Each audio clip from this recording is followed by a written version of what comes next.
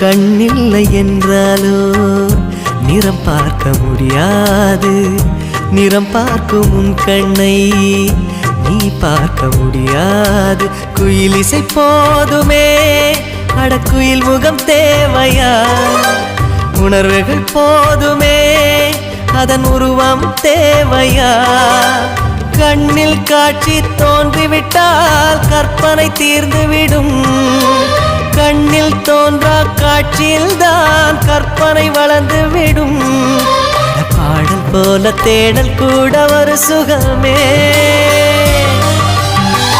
இசை பாடி வரும் இளம் காற்றுக்கு உருவமில்லை. காற்றலை இல்லை என்றால் ஒரு பாட்டொலி கேட்பதில்லை.